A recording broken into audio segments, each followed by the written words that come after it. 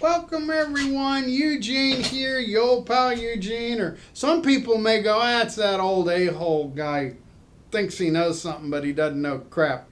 Got a little something here for you, and I've done some videos here and I've told people, and I've caught some heat over my stance on my position on one little thing here. So I want to go over the method to my madness. Now stick with me here for a second, okay? Now take a look at this right here. This is a 1960 Triumph motorcycle, and this is a 1956 BSA Gold Star, an old racer there, and this here is a 1961 BSA Gold Star. That's the holy grail of Brit bike collecting, I'm going to tell you there. This here is a Ducati 250 TT racer, very successful way back in the day. And I don't know if this was made by Maserati, who made the car or whatever, but this is a Maserati 125cc motorcycle, and this here is a race car here, a Maserati 250F racer, and if you you got 30-50 million dollars thereabouts here, and a particular model, you can get one of these guys here, Ferrari 250 GTO. And why am I talking about all of those? Well, all of those have something in common with today's lecture, today's rant. All of those have the same thing in common with today's rant. You don't need an air filter on these little bikes. And I'll tell you why here. Let's go over my thinking here. And I guess there's three reasons why I say you don't need an air filter. One is all of these vehicles, we got millions and millions of these guys produced over the years that have traveled billions of miles on this planet. And they didn't need an air filter, okay? Now, how long is a piece of string?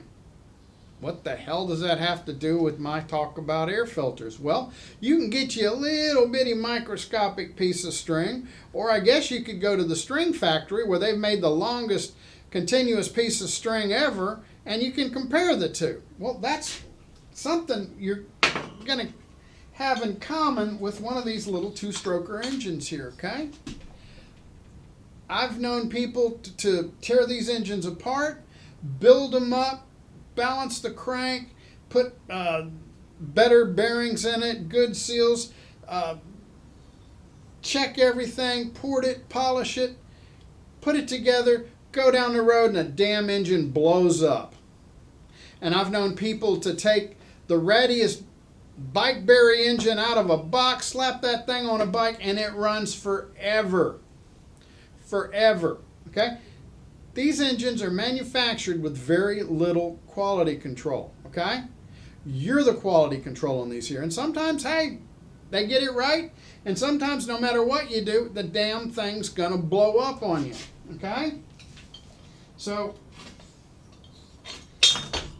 reason number one is all these items here that I showed you here, all these cool old rides that don't have air filters. Item number two is my little piece of string analogy that we got here on the engine here, because you never know how long they're going to last. And number three, as to why I say, take the damn air filter off. It pisses off some uptight people.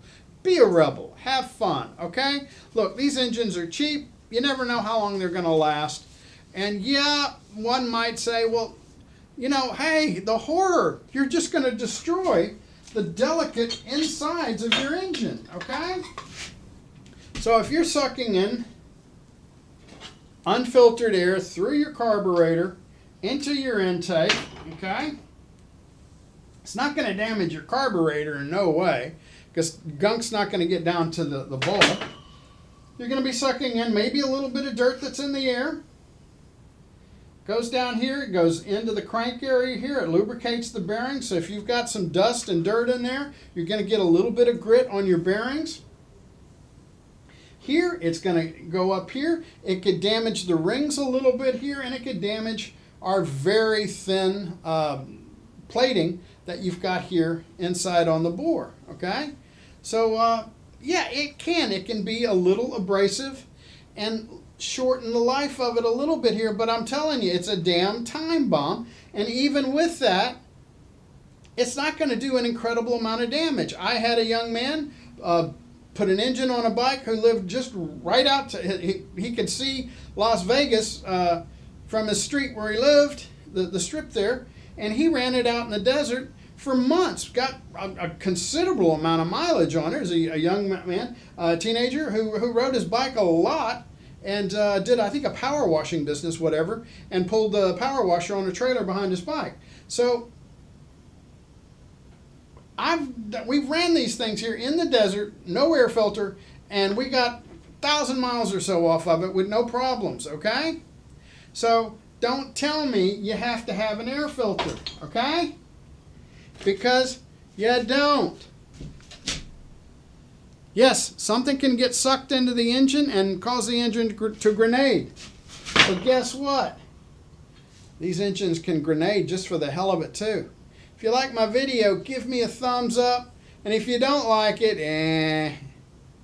But hey, give me a thumbs up and subscribe. Thanks for watching.